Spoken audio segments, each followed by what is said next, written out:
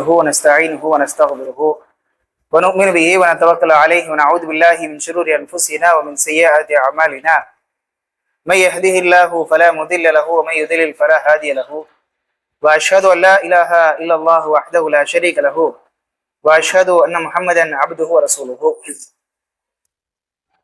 يا أيها الناس اتقوا ربكم الذي خلقكم من نفس واحدة وخلق منها زوجها وبث منهما رجالا كثيرا ونساء واتقوا الله الذي تساءلون به والأرحام إن الله كان عليكم رقيبا يا أيها الذين آمنوا اتقوا الله وقولوا قولا سديدا يصلح لكم أعمالكم ويغفر لكم ذنوبكم ومن يطع الله ورسوله فقد فاز فوزا عظيما اللهم صل على محمد وعلى آل محمد كما صليت على إبراهيم وعلى آل إبراهيم إنك حميد مجيد اللهم بارك على محمد وعلى آل محمد كما باركت على إبراهيم وعلى آل إبراهيم إنك حميد مجيد رب اشرح لي صدري ويسر لي أمري واحلل عقدة من لساني يفقهوا قولي.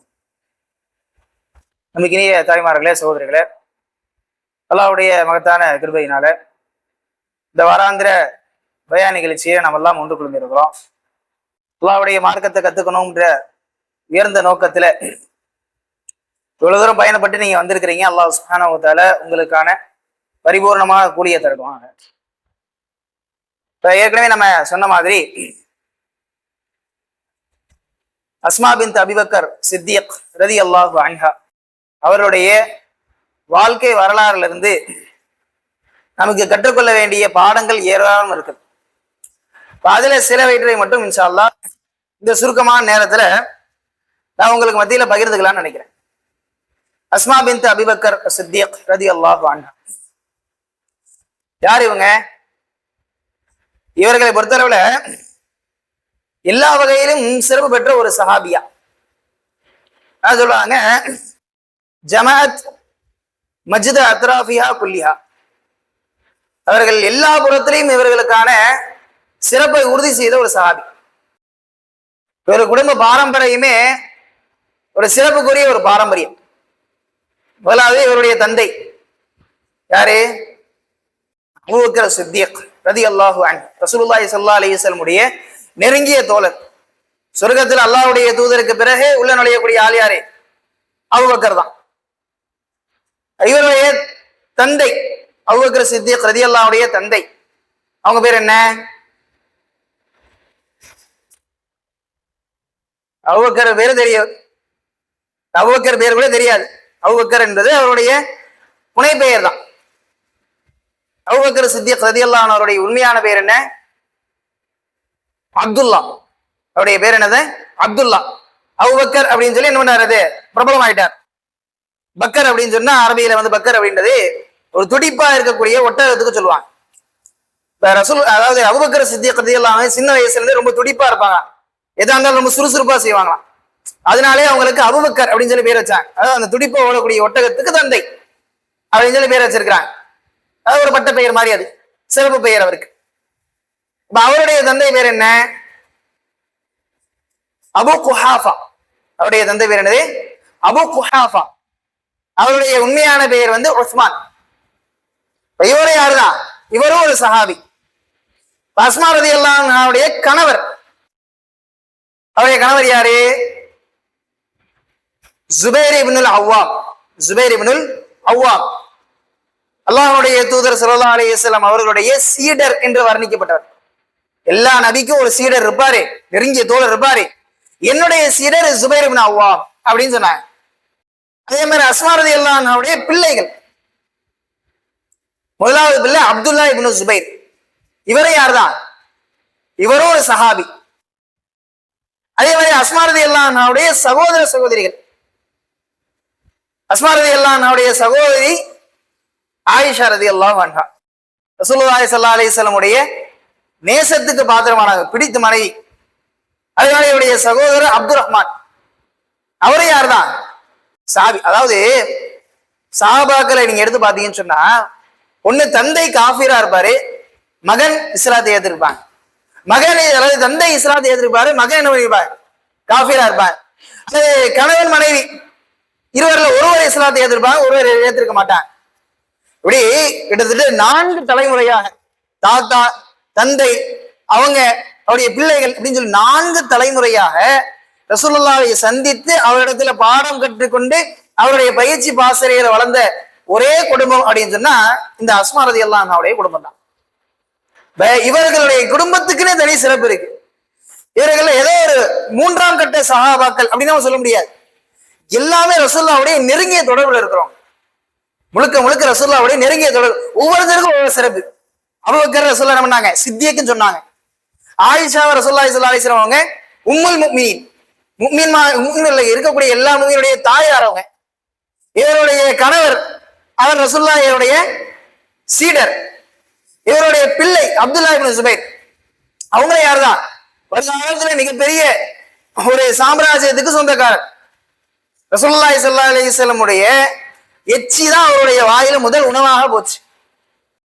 அந்த அளவுக்கு இவர்கள் பிறந்த போது மதீனால இருக்கக்கூடிய எல்லாரும் சந்தோஷப்பட்டாங்க.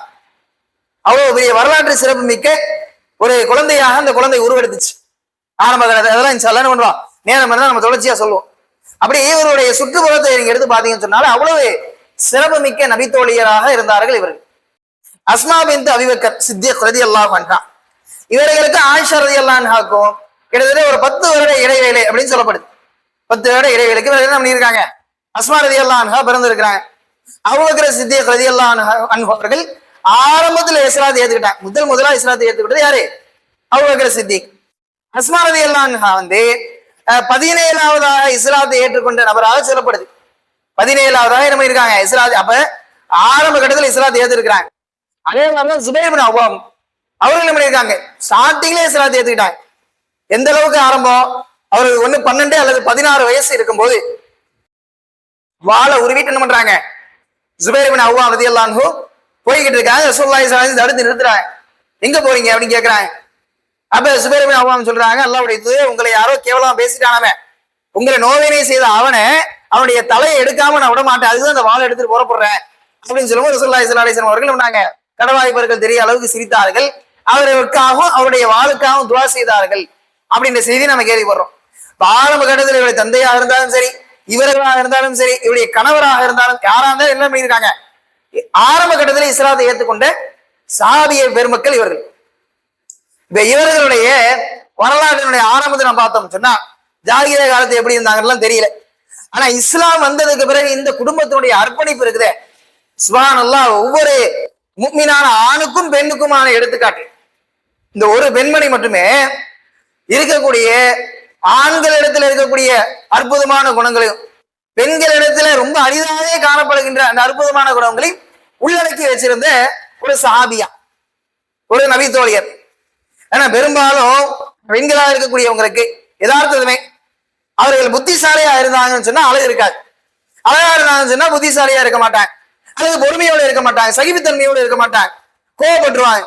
அல்லது நல்ல தயாரமான குணம் இருந்துச்சுன்னு சொன்னா அவங்க என்ன இருக்கும், ஊதாரித்தனமா செலவு பண்ற குணம் இருக்கும்.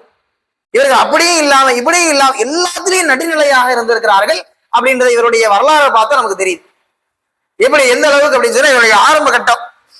அல்லாஹ்வுடைய தூதர் ஸல்லல்லாஹு அலைஹி வஸல்லம் அவர்கள் இவர்களுக்கு தாத்துன் நிதாகைன் அப்படின்னு சொல்லி பேர் வச்சாங்க. 2 கச்சைகளை உடையவள் அப்படின்னு பேர் வச்சாங்க. கச்சைனா என்னது, இப்ப இடுப்புல கட்டுவாங்க இல்லையா, இந்த வெஸ்ட் பெல்ட்னு சொல்லுவாங்க இல்லையா, அதான் கச்சை. அந்த காலத்துல என்ன பண்ணுவாங்க, நீளமான ஒரு அங்கி போட்டிருப்பாங்க. அந்த அங்கி தொலைதொலம் தொங்கும். இந்த காலத்துல ட்ரெஸ்ஸோட சேர்ந்து வந்துருச்சு, பின்னாடி இழுத்து வச்சு நம்ம பண்ணிடுவாங்க, கட்டிக்குவாங்க. அந்த காலத்துல தனியா ஒரு கயிறா இருக்கும், தனியா ஒரு துணியா இருக்கும். இன்னும் சொல்ல போனா அபூபக்கர் சித்திக் ரலியல்லாஹு அன்ஹு அவருடைய தொழிலே என்னதான், ட்ரெஸ் விற்கிற ஜவுளி வியாபாரம். அவர் பஸார் ஜவுளி வியாபாரம். இங்க இருந்து என்ன பண்ணுவாரு, மக்காவில் இருக்கக்கூடிய துணிகளை வெளியில ஷாமுக்கும் அல்லது யமனுக்கும் கொண்டு போவார். யமன்ல இருந்து துணிகளை கொண்டு வந்து மக்காவில் விற்பாரு. மிகப்பெரிய வியாபாரி, நல்ல பணக்காரர். மக்காவில் இருக்கக்கூடிய செல்வந்தர்களே முக்கியமானவர் யாரு, அபூபக்கர் சித்திக் ரலியல்லாஹு, நல்ல பணக்காரர். அப்ப நல்ல செல்வ செழிப்போட இருக்கக்கூடிய ஆட்கள் தான் இவங்க எல்லாருமே. அப்ப அவங்க என்ன பண்றாங்க, ரசூலுல்லாஹி ஸல்லல்லாஹு அலைஹி வஸல்லம் ஹிஜ்ரத் போகக்கூடிய சந்தர்ப்பம். அந்த ஹிஜ்ரத் போகக்கூடிய சந்தர்ப்பத்துல திடீர்னு ஒரு நாள் ரசூலுல்லாஹி ஸல்லல்லாஹு அலைஹி வஸல்லம் அவர்கள் அபூபக்கரை சந்திக்கிறாங்க. அல்லாஹ் தஆலா எனக்கு அனுமதி கொடுத்துட்டான், நம்ம என்ன பண்ணுவோம், ஹிஜ்ரத் கிளம்புவோம்னு சொல்றாங்க. அப்ப அபூபக்கர் சித்திக் ரலியல்லாஹு அன்ஹு அவர்கள் ஏற்கனவே இதுக்காக முன்னேற்பாடாக 2 ஒட்டகங்களை தயார் பண்ணி வச்சிருந்தாங்க. அந்த 2 ஒட்டகங்களை உடனடியாக எடுத்துக்கிட்டு வீட்டுல இருக்கக்கூடிய பணங்காசு எல்லாத்தையும் அப்படியே வாரி எடுத்துக்கிட்டு போயிட்டாங்க ரசூலுல்லாஹ் கூட. அப்ப எங்க போனாங்க ஏது போனாங்க அப்படி யாருக்குமே தெரியாது, சுத்தமா யாருக்குமே தெரியாது. அப்ப அவர்கள் போன செய்தி பல இடங்கள்ல பரவ ஆரம்பிச்சிச்சு. அப்பதான் என்ன குறைஷி குஃபார்கள்லாம் யாரு ரசூலுல்லாஹ்வுடைய தலையை கொண்டு வராரோ அவருக்கு 100 ஒட்டகங்கள் நாம பரிசா கொடுப்போம், லட்சக்கணக்கில் நம்ம அவருக்கு தொகையை பரிசா கொடுப்போம் அப்படின்னு சொல்லி என்ன பண்ணாங்க, பிரகடனம் பண்ணாங்க. அப்ப அதோட மக்களுக்கு எல்லாம் செய்தி வர ஆரம்பிச்சிச்சு. இந்த செய்தி அஸ்மா ரலியல்லாஹு அன்ஹாவுடைய நன்னா தாத்தா யாரு, அபு குஹாஃபா, அபூபக்கர் சித்திக் ரலியல்லாஹு அன்ஹுடைய தந்தை அபு குஹாஃபாக்கு தெரிய வருது. தெரிய வந்துட்டு அவர் கண்ணு தெரியாத பாவம், வயசான ஆள், ரொம்ப வயசான ஆள். அபு குஹாஃபா தெரிய வந்து கோவப்பட்டு வீட்டுல இருந்து கிளம்பி வேகமா வராரு. வந்து அஸ்மா ரலியல்லாஹு அன்ஹாவை கண்டிச்சுக்கிறார். அபூபக்கர் சித்திக்க குறை சொல்றாரு. என்ன குறை சொல்றாரு, என்ன உங்க அப்பா உங்க வீட்டுல ஒண்ணுத்தையும் வைக்காம ஓடி போயிட்டான், எல்லாத்தையும் வலிச்சு எடுத்துட்டு போயிட்டானாமே, உங்க வீட்டுல ஒண்ணுமே இல்லையாமே, இப்படியா செய்வான் அந்த மனுஷன் அப்படின்னு சொல்லி என்ன பண்றாங்க, கோவப்படுறான். தந்தை மகன் மேல கோவப்படுறாரு. அந்த வரைக்கும் அவர் காஃபிரா தான் இருக்காரு, அதான் முக்கியம். அவர் என்ன பண்றாரு, இஸ்லாத்தை ஏத்துக்கல அப்ப ஸ்டார்டிங்ல, காஃபிரா இருக்கிறார். இருந்தாலும் தன்னுடைய பேர பிள்ளைகள் மேல கவலைப்பட்டு மகனை வந்து இருக்கக்கூடிய எல்லாத்தையும் சுத்தரா எடுத்துட்டு போயிட்டானே, கையில காசு எல்லாத்தையும் எடுத்துட்டு போயிட்டானே அப்படின்னு சொல்லி கோவப்படுறாரு. அப்ப அஸ்மா ரலியல்லாஹு அன்ஹா அவங்க என்ன பண்றாங்க, அந்த புத்திசாலி தான், அதை பாருங்க. அந்த சதுர கன நேரத்துல யோசிச்சு எப்படி முடிவு எடுத்திருக்காருங்க. உடனடியா என்ன பண்றாங்க, வீட்டுல மாடம் ஒண்ணு இருக்கும். நீ வீடுகள்லாம் பாத்தீங்கன்னு சொன்னா சின்ன விளக்கு வைக்கிறதுக்காக ஒரு சின்ன ஒரு ஓட்டை இருக்கும். அந்த இடத்துல என்ன பண்ணிருப்பாங்க, ஒரு விளக்கு வைப்பாங்க, இல்லாட்டி ஏதாவது வச்சுக்குவாங்க. நம்ம வீட்டுல செல்ஃப் இருக்கு இல்லையா, அந்த மாதிரி ஒரு மாடம் இருக்கு. அந்த மாடத்துல வழக்கமா அரபுகளுடைய வழக்கம் என்னது, அந்த மாடத்துல பணங்களை ஒளிச்சு வைக்கிறது அல்லது பணங்காசுலாம் இங்க வச்சிருப்பாங்க. வச்சுட்டு ஒரு பைய போட்டு மூடி வச்சிருவாங்க. அஸ்மா ரலியல்லாஹு அன்ஹா கீழே கிடந்து என்ன பண்றாங்க, சின்ன சின்ன கற்களா டக்கு டக்குன்னு பொறுக்கி அந்த மாடத்துல வச்சு அது மேல ஒரு துணியை போட்டு மூடி வச்சிருக்காங்க. மூடி வச்சுட்டு அப்படிலாம் இல்ல தாத்தா, எங்களுக்கு என்ன பண்ணிருக்காங்க, என்னுடைய தந்தை போதுமான அளவு காசு பண்ணதை விட்டு போயிருக்காது அப்படின்னு சொல்லி அவங்களை கூப்பிட்டு கையை எடுத்துட்டு போய் அந்த மாடத்துல வச்சு அந்த இடத்துல இருக்கக்கூடிய அந்த கற்களுக்கு மேல ஓட்ட துணியை வச்சு தொட்டு காமிக்கிறாங்க. அப்ப அவர் என்ன பண்றாரு, தொட்டு பார்த்துட்டு இவ்வளவு வச்சிருக்காரா ஃபைதன் நான் அப்படின்னா சரி, அப்ப உங்களை என்ன பண்ணல, ரொம்ப ஒரு மோசமான நிலைமையில விட்டு போகல அப்படின்னு சொல்லி கன நேரத்துல அது சிந்திச்சு சாமர்த்தியமா உடனடியா என்ன பண்றாங்க, எடுத்து வைக்கிறாங்க. வந்து தாத்தா தான், யாரே அத்தாவுடைய அத்தா. அவர்கிட்ட இருந்து அவர் எதுக்கு வந்திருக்கிறாரு, ஐயோ பிள்ளைங்க பாவம், நான் என்னோட இருந்து எல்லா சொத்தையும் எடுத்துட்டு போயிட்டாரு, நம்மளால முடிஞ்ச உதவியை செய்வோமே அப்படின்றதுதான் வந்திருக்கிறாரு. ஆனா அவர்கள் இடத்துல இருந்து எதையும் வாங்குறதுக்கு என்ன பண்ணல அஸ்மா ரலியல்லாஹு அன்ஹா முற்படல. ஒண்ணு. ரெண்டாவது, தன்னுடைய தந்தையுடைய மானத்தை பாதுகாத்திருக்காரு. தன்னுடைய தந்தையுடைய தந்தை தான் அவரு மகனை தான் கிடைச்சிக்கிறாரு. அவருக்கு 100க்கு 100 உரிமையே இருக்குது. இருந்தாலும் அத்தாவை விட்டு கொடுக்காம என்ன பண்ணிருக்காங்க, அந்த இடத்துல உடனடியா மானத்தை பாதுகாத்திருக்காங்க. இது முக்கியமானது. ஏன்னா வழக்கமா பெண்களுடைய யதார்த்தமா என்ன இருக்கும் அப்படின்னா, ஒரு ஆளை பத்தி குறை சொன்னோம்னா அது கூட சேர்ந்து குறை சொல்லி அது அவனுடைய உணர்ச்சிக்கு தீனி போடுற ஆளா இருக்கும். ஒரு ஆளுடைய கணவனை பத்தி குறை சொல்றாங்கன்னு வச்சுக்கோங்களேன், என்ன இவன் இப்படிதான் எப்பவுமே பண்ணுவான் அப்படின்னா கூட சேர்ந்து என்ன பண்ற நம்ம, ஆமா இப்படிதான் அன்னைக்கு ஒரு தடவை எதுவுமே இல்லாம வச்சுட்டு போயிட்டான் அந்த மனுஷன் அப்படி கூட சேர்ந்து என்ன பண்ணுவாங்க, அது குறை சொல்றதுக்கு மனசு அப்படி இயல்பு அப்படி தூண்டும். எதார்த்தம் அதான். ஏதோ உங்க அத்தா மட்டும் என்ன ஒழுக்கமா, உங்க அத்தா மட்டும் என்ன இப்படியா அப்படியே நம்பிக்கை பண்ணுவான். நம்ம பிள்ளைகள் இடத்துல நம்ம சொல்லுவோம் யதார்த்தமாவே சாதாரணமாவே. இந்த இடத்துல அஸ்மா ரலியல்லாஹு அன்ஹா அவருடைய தந்தை ஒண்ணுமே இல்லை, வீட்டுல ஒண்ணுமே இல்லை, சாப்பிடறதுக்கு ஒண்ணுமே இல்லதான், காசு மனம் ஒண்ணும் வச்சிட்டு போல. இருந்தாலுமே அந்த இடத்துல இதனுடைய தந்தையுடைய மானத்தை பாதுகாத்துக்கிறதுக்கு தாங்க தன்னிறைவோடு தான் இருக்கிறோம் என்பதை காமிச்சுக்கிறதுக்கு என்ன பண்றாங்க, அஸ்மா ரலியல்லாஹு அன்ஹா இவ்வளவு சாமர்த்தியமா வேலை செய்யறாங்கன்னு சொன்னா சுயமரியாதை அவர்களுக்கு எந்த அளவுக்கு இருந்திருக்கும். சுயமரியாதை எந்த அளவுக்கு அவர்கள் பேணி இருப்பாங்க பாருங்க. அதுவும் அந்த சின்ன வயசுலயே, அந்த சின்ன வயசுல, ஏன்னா ரசூலுல்லாஹி ஸல்லல்லாஹு அலைஹி வஸல்லம் அவங்க 6 வயசுக்கு மேலதான் என்ன பண்றாங்க, ஆயிஷா ரலியல்லாஹு அன்ஹா திருமணம் பண்றாங்க. அப்ப 6 வயசுக்கு மேல ஹிஜ்ரத் போனதுக்கு பிறகுதான் என்ன பண்றாங்க, ரசூலுல்லாஹி ஸல்லல்லாஹு அலைஹி வஸல்லம் அவர்கள் ஆயிஷா ரலியல்லாஹு அன்ஹா கூட வச்சிருவாங்க. அப்ப அதுக்கு முன்னாடி அஸ்மாவுக்கு 16 அல்லது 17 வயதா இருக்கும். அந்த வயசா இருந்தாலுமே நல்ல சாமர்த்தியமாக டக்குன்னு சிந்திச்சு சுயமரியாதையோட அவங்க தன்னுடைய தந்தையுடைய தந்தையாக இருந்தாலும் வாழ்ந்து காட்டியிருக்கிறாங்க. காஃபியருக்கு முன்னாடி எப்போதுமே ஒரு முஸ்லிம் தன்னுடைய சுயமரியாதை இழந்துடக்கூடாது. காஃபியருக்கு முன்னாடி சுயமரியாதை இழந்துடக்கூடாது. ரெண்டாவது, தன்னுடைய உறவுக்காரங்களை யாரு முன்னாடி நம்ம விட்டு கொடுத்துடக்கூடாது. நம்முடைய அத்தா நமக்கு எல்லா விதத்திலையும் நமக்கு ப்ரொவைட் பண்றவங்க, எல்லா விதத்தையும் நமக்கு கொடுக்குறவங்க, விட்டு கொடுத்துடக்கூடாது. நம்முடைய கணவர் எல்லா விதத்திலையும் நமக்கு சப்போர்ட் பண்றாரு, எல்லா விதத்தையும் நமக்கு என்ன பண்றாரு, பொருளாதார ரீதியான வழங்குறாரு, உதவி செய்யறாரு. விட்டு கொடுத்துடக்கூடாது அங்கேயும். அப்படி விட்டு கொடுக்காம எந்த இடத்துலயும் அப்படி விட்டு கொடுக்காம இருக்கும்போது அல்லாஹ் சுப்ஹானஹு வ தஆலா உங்களுக்குன்னு தனியா ஒரு பேர் ஏற்படுத்துவான். அவர் யாரையும் விட்டு கொடுக்க மாட்டாளவ, அவ எல்லாரையும் அணைச்சு போகணும்னு விரும்புவா, எல்லாரையும் சேர்ந்து கொண்டு விரும்புவா அப்படின்னு சொல்லி உங்களுக்குன்னு தனியா ஒரு பேர் வரும். அவ யாரையும் விட்டு கொடுக்க மாட்டா அப்படின்னு. இப்ப இதுதான் அஸ்மா ரலியல்லாஹுடைய சம்பவத்தில் நடந்திருக்குன்னு நம்ம பாக்குறோம். அடுத்து பாருங்க, அது மட்டுமா, அது சும்மா கிடையாது. இது அவருடைய சாமர்த்தியம், புத்திசாலித்தனம், கன நேரத்தை சிந்தித்து முடிவு பண்றது, சுயமரியாதை, தன்னிறைவு, மனசு போதமாக்கி கொள்வது, இது எல்லாத்தையும் வெளிப்படுத்துது ஒரு புறம். அடுத்து இதோட முடிஞ்சு போச்சா? இல்ல, இதுக்கு அடுத்துதான் சம்பவமே. வீரமான பெண்மணியாகவும் இருந்திருக்கிறாங்க. வீரமான, யாரிடத்துலயும் வளைஞ்சு கொடுக்கறது இல்லை. எப்படி அபு குஹாபா வந்து பேசிட்டு போயாச்சா, அடுத்து கொஞ்ச நாள் கழிச்சு அபூ ஜஹல் வரான். அபூ ஜஹல் வந்து அஸ்மா ரலியல்லாஹு வீட்டு கதவை உடைக்கிறான். பட்டும் கடுமையா தட்டுறான். தொடர்ந்து பார்த்தா அபூ ஜஹல் வெளியே நிற்கிறான், அஸ்மா ரலியல்லாஹு உள்ள நிற்கிறாங்க. அப்ப ஏன் தந்தையும் அந்த முகமது எங்க அப்படின்னு சொல்லி கேட்கிறாங்க. அப்ப அவன் சொன்னா வல்லாஹி லா அதிரி, அல்லாஹ் மேல ஆணையா சொல்றேன், எனக்கு எதுவும் தெரியாது அப்படின்றான். அவன் பயங்கரமா கோவம் வந்துருச்சு. கோவம் வந்ததுல ஒரே அறையறான், கடுமையான அறை. அஸ்மா ரலியல்லாஹு சொல்றாங்க, அவர்கள் காதுல மாட்டிருந்த அந்த தோடு, அந்த தோடு என்ன ஆயிடுச்சா, உடஞ்சு கீழே ஒரு அளவுக்கான அறை, பயங்கரமான ஒரு அறை. ஆனா என்ன பண்ணல அவங்க, அல்லாஹ்வுடைய தூதர் ஸல்லல்லாஹு அலைஹி வஸல்லம் அவர்கள் எங்க போயிருக்காங்கன்னு சொல்ல, அபூபக்கர் சித்திக் ரலியல்லாஹு என்ன பண்றாங்கன்னு சொல்ல, ஓங்கி ஒரு அறை விழுந்ததுக்கு கூட என்ன பண்றாங்க, நிமிர்ந்து செடியா இருக்கிறாங்க. உண்மையிலேயே அவர்களுக்கு என்னது கிடையாது, அவர்களை எங்க போயிருக்கிறாங்கன்னு பத்தியான அறிவு கிடையாதுதான், எங்க போயிருக்கிறாங்க அவங்களுக்கு தெரியாதுதான். இருந்தாலும் என்ன பண்ணல, இந்த காஃபிர் அடிச்சு போட்டானே, இதுக்கு மேல நம்மளை கொடுமைப்படுத்துவானே, இதுக்கு மேல நம்ம வந்து இந்த உலகத்துல வாழ விட மாட்டாங்க, பயப்படல. அது எப்ப ஸ்ட்ராங்காக இருந்திருக்காங்க. அடுத்தது ரசூலுல்லாஹி ஸல்லல்லாஹு அலைஹி வஸல்லம் அவங்க எங்க தங்கி இருக்கிறாங்க, என்ன பண்றாங்க, எதுவுமே தெரியல. ஆனா ஒரு செய்தி, ரகசியமான செய்தி வருது. ஒரு கால நேரத்தில் என்ன பண்றாரு, ஆடு மேய்க்கிறவரு ஜஸல்லாஹு ரப்புன் நாசி கைர ஜஸாயின் அப்படின்னு சொல்லி ஒரு கவிதை படிச்சுட்டு வராரு. அந்த கவிதைனா ஒரு கோடு வேர்டு, ரசூலுல்லாஹும் அபூபக்கர் எங்க இருக்கிறாங்க, என்ன பண்ணணும் அப்படின்றதுக்கான கோடு வேர்டு அது. அப்ப அவர் படிச்சுட்டு வந்ததுக்கு அப்புறம் அஸ்மா ரலியல்லாஹு அன்ஹா புரிஞ்சுக்கிறாங்க, ரசூலுல்லாஹும் அல்லாஹ்வுடைய தூதரும் தன்னுடைய தந்தையும் இந்த இடத்துல இருக்கிறாங்க. எங்க இருந்தாங்க, ஃபர்ஸ்ட் ஹிஜ்ரத் போறதுக்கு முன்னாடி எந்த இடத்துல போய் தங்குறாங்க, சௌரு குகையில போய் தங்கியிருந்தாங்க. சௌரு குகையில போய் தங்கியிருந்தாங்க. அப்ப இவர் என்ன பண்றாங்க, அங்க இருக்கிறவங்களுக்கு என்ன 3 நாள் அங்க தங்கியிருந்தாங்க.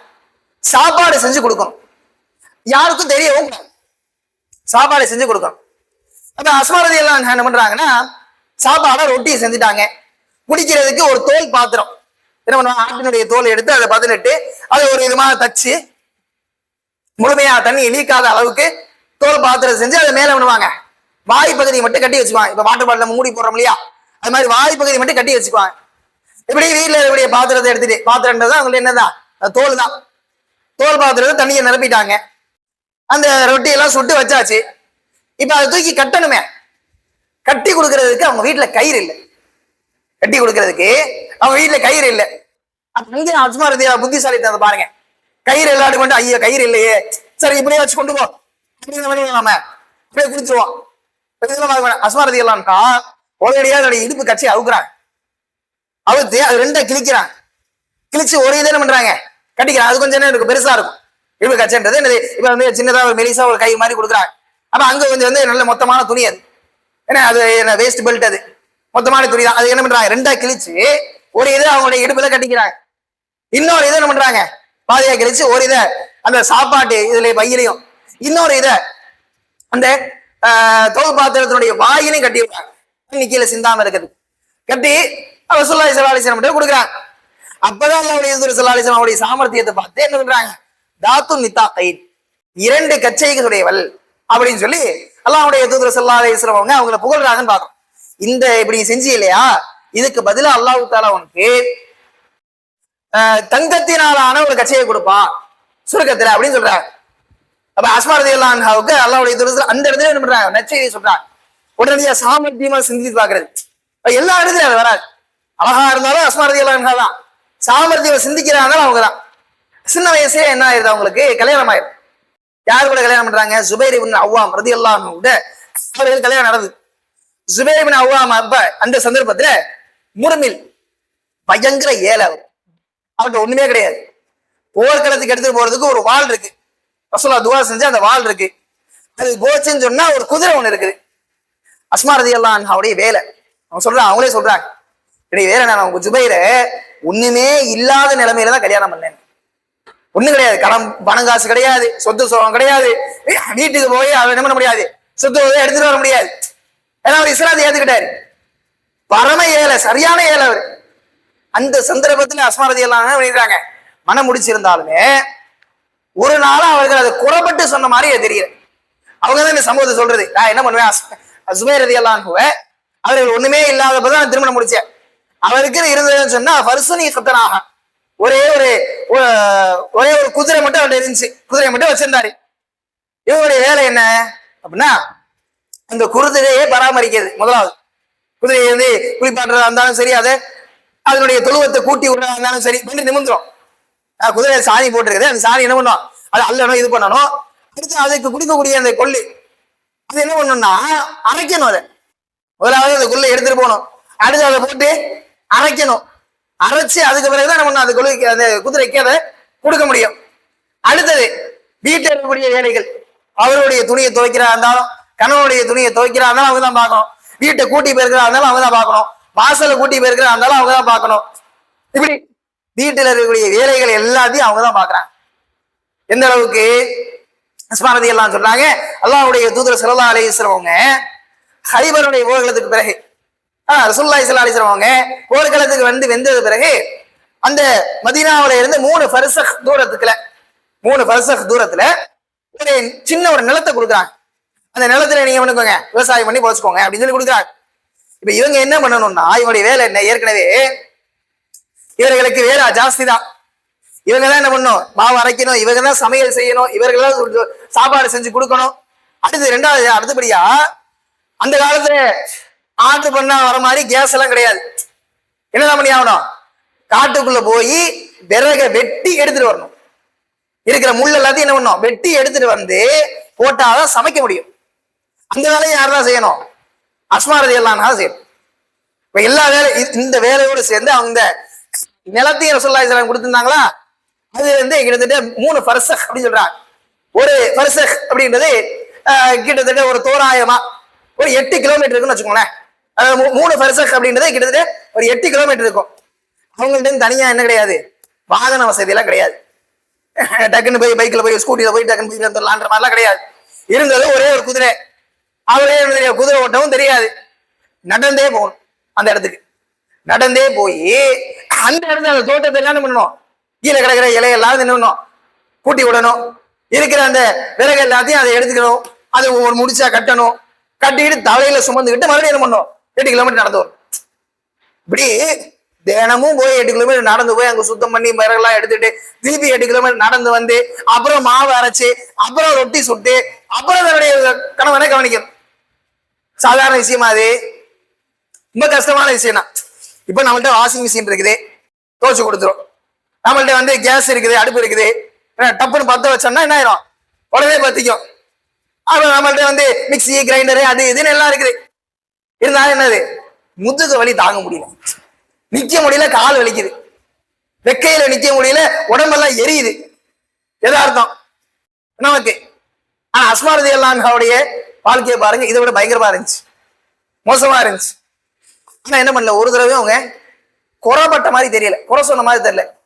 அப்படிதான் ஒரு தடவை என்ன பண்றாங்க, அவங்க போய் இந்த விறகெல்லாம் எடுத்துட்டு தலையில வச்சுக்கிட்டு கஷ்டப்பட்டு நடந்து வந்துட்டு இருக்கிறாங்க. அப்ப ரசூலுல்லாஹி ஸல்லல்லாஹு அலைஹி வஸல்லம் பாக்குறாங்க, சஹாபாக்களும் ரசூலுல்லாஹும் வாகனத்துல வந்துட்டு இருக்கிறாங்க.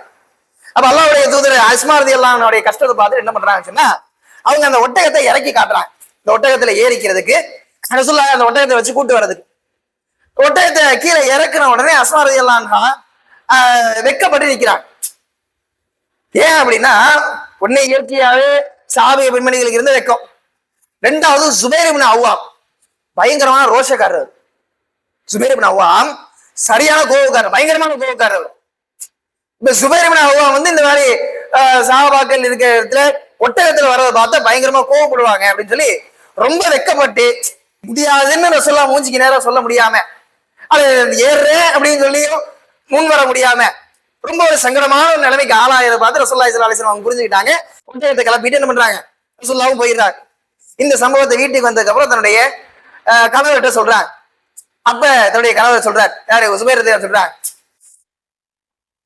ஹம்லுகி அஷத்து அலை, நீங்க அந்த விறகு சுமந்து வந்தது எனக்கு ரொம்ப கஷ்டமா இருக்கு. நீங்க அதுல பயணம் அந்த ருக்கூபிக்கு, ஹம்லுகி அஷத்து அலைய மின் ருக்கூபிக்கு, நீங்க அதுல பயணம் பண்ணி வந்திருந்தா கூட எனக்கு அவ்வளவு கஷ்டமா தெரிஞ்சிருக்காது. என்ன ரசூலுல்லாஹ் இறக்கி காட்டி நீங்க என்ன பண்ணுறீங்க, ரசூலுல்லாஹ் உங்களுக்கு முன்னாடி மறுத்துட்டு வந்திருக்கீங்க, அதான் எனக்கு ரொம்ப கஷ்டமா இருக்குது அப்படின்னு சொல்றேன். அல்லாஹ்வுடைய தூதர் மேல வச்சிருந்த நேசத்தை பாருங்க, அவர்களுடைய சிந்தனை அப்படி. இந்த செய்தி அபூபக்கர் சித்திக் ரலியல்லாஹு அன்ஹு தெரியுது. அதுக்கு பிறகு என்ன பண்றாருன்னா, ஒரு அடிமையை, ஒரு வேலைக்காரரை அபூபக்கர் சித்திக் ரலியல்லாஹு அன்ஹு கொடுக்குறாரு. அப்ப ஆயிஷா அஸ்மா ரலியல்லாஹு அன்ஹா சொல்றாங்க, எனக்கு உலகமே அப்படியே விடிஞ்ச மாதிரி இருந்துச்சு, எல்லாத்துல இருந்து எனக்கு நிம்மதி கொடுத்த மாதிரி இருந்துச்சு. இத்தனைக்கும் அவர் வேலை என்ன, அந்த குதிரையை பார்த்துக்கிறது, அவர் வேலை. எனக்கு எல்லா பொறுப்புல இருந்து விடுதலை கொடுத்த மாதிரி அவ்வளவு ஒரு ஆகத்தா இருந்துச்சு அப்படின்னு அஸ்மா ரலியல்லாஹு அன்ஹா சொல்றாங்க. அபூபக்கர் சித்திக் ரலியல்லாஹு அன்ஹு பெரிய செல்வ செழிப்பு உள்ளார். இந்த அளவுக்கு செல்வ செழிப்பு அப்படின்னா 5 ஊக்கியா தங்கத்தை கொடுத்து பிலால் ரலியல்லாஹு அன்ஹு வாங்கி விடுதலை பண்றாங்க. 5 ஊக்கியானா எவ்வளோ, கிட்டத்தட்ட 150 கிராம். இந்த கணக்கு போட 150 கிராம் சொக்க தங்கம், சுத்தமான தங்கம். அவ்வளவு தங்கம் எவ்வளவு ரேட் வரும் சொல்லுங்க, கிட்டத்தட்ட ஒரு 20 லட்சம் ரூபாய்க்கு மேல வரைஞ்சுப்பாங்க. 20 லட்சம் ரூபாய் வாங்கி உடனே விடுதலை பண்ணிட்டார். இது மாதிரி பிலால் மட்டும் கிடையாது, நிறைய அடிமைகளை இந்த மாதிரி வாங்கி விடுதலை பண்ணுவார். அபூபக்கர் சித்திக் ரலியல்லாஹு அன்ஹு அவ்வளவு பெரிய தாராள தன்மை உடையவர். எவ்வளவு சொத்து வந்தா இந்த மாதிரியான வேலையை செய்ய முடியும் அவரால? இருக்குது, சொத்து நிறைய இருக்குது. இருந்தாலும் தன்னுடைய மகளுக்கு என்ன பண்ணல, வசதி வாய்ப்போட வாழணும் அப்படின்றதுக்காக மகளுக்கு ஒண்ணு கொடுக்கல.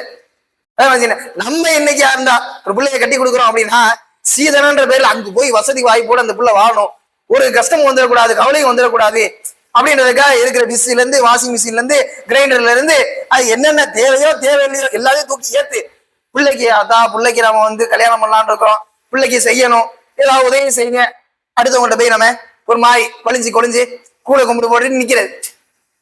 அப்ப அந்த கால சஹாபாக்கள் அவர் ரொம்ப யதார்த்தமா இருந்திருக்கு. அவ்வளவு பெரிய பணக்கார அபூபக்கர் சித்திக் பிள்ளைக்கு ஒண்ணும் கொடுக்கல. இந்த செய்தி கேள்விப்பட்டதுக்கு அப்புறம் தான் ஒரே ஒரு அடிமையை மட்டும் கொடுத்து விடுறாரு. அது வரைக்கும் பிள்ளை எப்படி இருந்திருக்கு, யதார்த்த வாழ்க்கை தான் வாழ்ந்திருக்கு, அப்ப யாரா இருந்தாலுமே கணவன் வீட்டுக்கு போயிட்டு நம்ம சந்தோஷமா இருந்துடலாம் அப்படின்ற மாதிரி நம்பிக்கை இருக்கு இல்லையா, அது எண்ணம் இருக்கு இல்லையா, இது ஒரு மேலோட்டமான எண்ணம். இது வந்து பகல் நேரத்தில் மனப்பால் குடிக்கிற சமம். ஒவ்வொரு பாக்கெட்டா கொடு தம்பி, ஒரு பாக்கெட் ஃபுல்லா கொடு.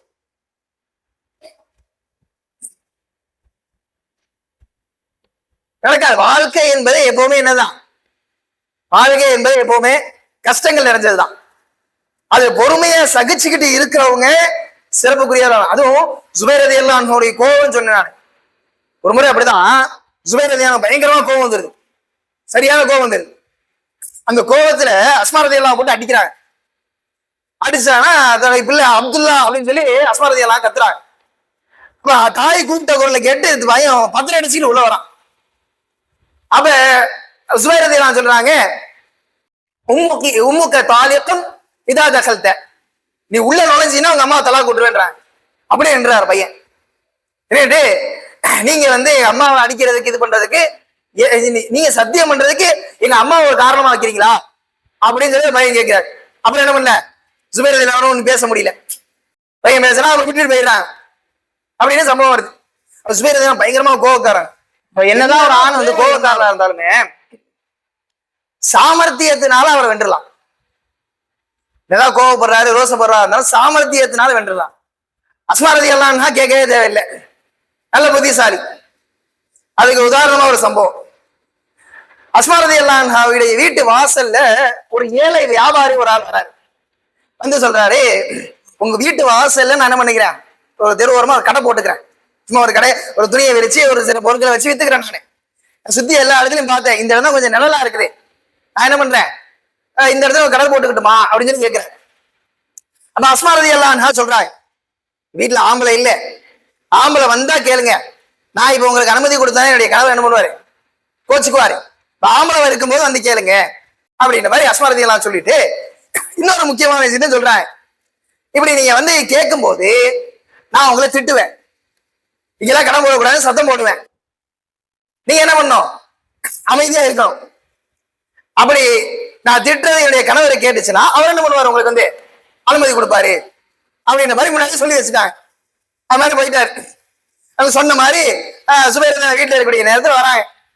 வந்துட்டு அம்மா அம்மான்னு கூப்பிட்டு இந்த மாதிரி இந்த நிலையில நான் கடை போட்டுக்கிறேன். எங்க என்ன பண்றாங்க? அதே மாதிரி சத்தம் போடுறான், ஏன் கடை போடுறதுக்கு வேற இடமே கிடைக்கலையா? எங்க வீட்டு தான் கிடைச்சா, எங்க வீட்டுல தான் வந்து போடுவீங்களா அப்படின்னு சத்தம் போடுறாங்க.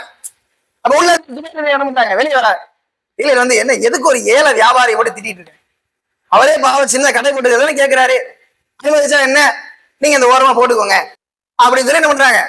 சுபைர் ரலியல்லாஹு அன்ஹு அனுமதி கொடுக்குறாங்க. அப்ப அஸ்மா ரலியல்லாஹு எப்படி சிந்திச்சாலும் அதே மாதிரி நடந்துருச்சு. தன்னுடைய கணவர் கோபக்காரர் தான், அவருடைய முடிவுக்கு மீறி எந்த முடிவை எடுக்கக்கூடாது. இது ஒரு மிக முக்கியமான ஒரு பாடம், மிக முக்கியமான ஒரு பாடம். அது குடும்ப பெண்களாக இருக்கக்கூடிய கண்டிப்பா கத்துக்க வேண்டிய பாடம். கணவனுடைய முடிவுக்கு மேல நீங்க ஒரு முடிவு எடுக்கிறதாக இருந்தால் அவருடைய அனுமதி இல்லாம எடுக்காதீங்க. அத சிறந்த ஒரு இல்வாழ்க்கைக்கான அடையாளம். நீங்க ஒரு முடிவு எடுக்கிறீங்க, இது நல்லது தானே அப்படி நீங்க நினைக்கலாம்.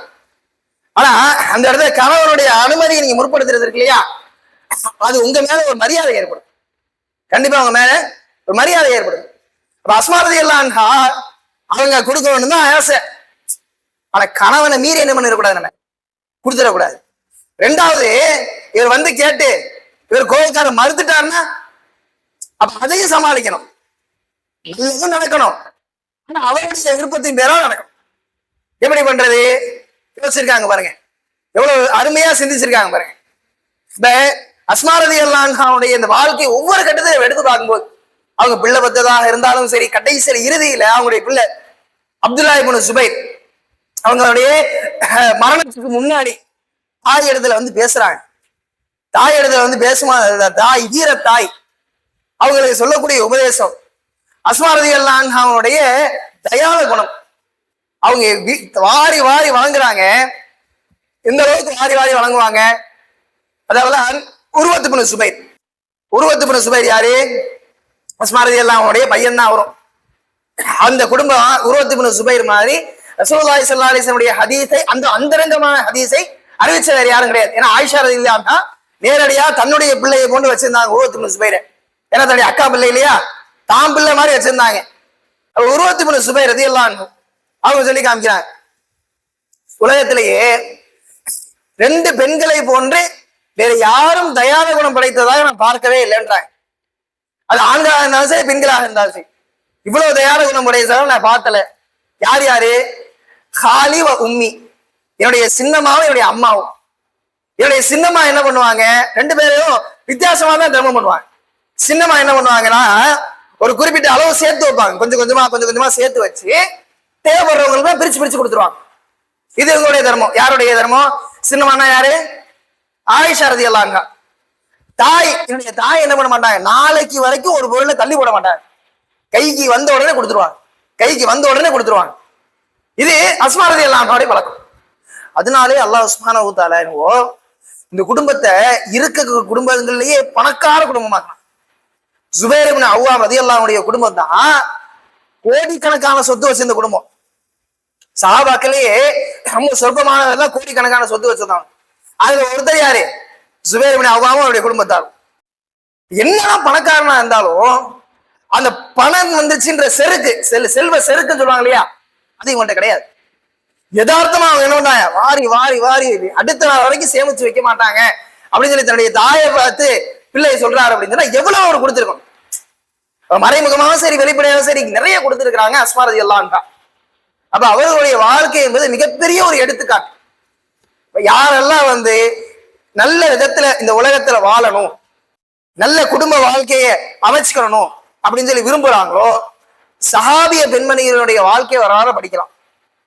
படிக்கிறது மட்டும் கிடையாது, வெறும் படிச்சு இந்த சமூகம் நல்லா இருக்கிறது அடுத்து போவோம், இது சூப்பரா இருக்குதே, அருமையா இருக்குதே, ரசனையா இருக்குதே அப்படின்னு சொல்லி ஒரு கதையை கேட்டுட்டு கடந்து போகாம எந்த அளவுக்கு அவங்க சிந்திச்சிருக்கிறாங்க, எந்த அளவுக்கு அவங்க செயல்பாட்டுல கொண்டு வந்திருக்கிறாங்க, எந்த மாதிரி இருந்திருக்கு அவங்களுடைய ஆட்டிடியூட், அவங்க வாழ்க்கையை பார்க்கிற முறை எப்படி இருந்துச்சு, கணவனத்தை நடந்த முறை எப்படி இருந்துச்சு, பிள்ளைகளை வழி நடத்தினது எப்படி இருந்துச்சு, பெற்றோர்கள் இடத்துல நடந்துகிட்ட முறை எப்படி இருந்துச்சு, அதே மாதிரி சுற்றத்தார் இடத்துல நடந்துகிட்ட முறை எப்படி இருந்துச்சு, இது எல்லாத்தையும் நம்ம வந்து கொஞ்சம் நம்முடைய நிலைமையோடு ஒப்பிட்டு பார்த்தோம்னு சொன்னா மிகப்பெரிய ஒரு படிப்பினை இருக்குது, மிகப்பெரிய ஒரு பாடம் இருக்கு. இப்ப இவர்களை வச்சுதான் நாம மனிதர்களை எடை போட முடியும். இவருடைய கேரக்டர் இப்படி, அப்ப இவர்கிட்ட இருந்து விலகி இருக்கணும். இவருடைய கேரக்டர் இப்படி, அப்ப இவர்கிட்ட நம்ம கொஞ்சம் சேர்ந்து இருக்கணும்.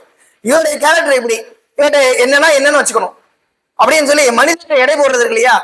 நீங்க சஹாபாக்களுடைய வரலாறு, ரசூலுல்லாஹ்வுடைய வரலாறை நீங்க படிக்கும் போது அல்லாஹ் தஆலா உங்களுடைய உள்ளத்துல போடுவான், இந்த நபர் மாதிரி தான் அந்த நபர் இருக்காரு, அப்ப இந்த நபர்கிட்ட இந்த சஹாபி எப்படி பழகிருக்காரு, ரசூலுல்லாஹ் எப்படி பழகிருக்காங்க, அதே மாதிரி நாம அப்படி பழகணும். அல்லாஹ் தஆலா உங்களுக்கு அந்த ஞானத்தை கொடுப்பான். எப்போ இது நீங்க நிறைய படிக்கும் போது, இப்ப வழக்கமா பார்க்கணும், வழக்கமா வரக்கூடிய ஒரு 5, 6, 7 பேர் தான் வரீங்க நீங்க தொடர்ச்சியா. இப்ப கூடுதலா மற்ற ஆட்களையும் நீங்க கூட்டிட்டு வந்தீங்கன்னு சொன்னா இதன் மூலமா அவங்க என்ன பண்ணுவாங்க, பலன் அடைஞ்சுக்குவாங்க. இதன் மூலமா அவங்களும் மார்க்கத்தை கத்துக்குவாங்க. நாளை பின்ன அவர்களும் என்ன பண்ணுது, அவருடைய வாழ்க்கையில இதை செயல்படுத்துவதற்கு நீங்க ஒரு காரணமா அமைங்க. அதுல நீயத்தை நீங்க சரியான முறையில இவர் நன்மை செஞ்சா இவருடைய நன்மை எல்லாம் எனக்கு அப்படி நீயத்தை வச்சுட்டீங்கன்னு சொன்னா நீங்க தூங்கிட்டு இருந்தாலும் உங்களுக்கு நன்மை கிடைக்கும்.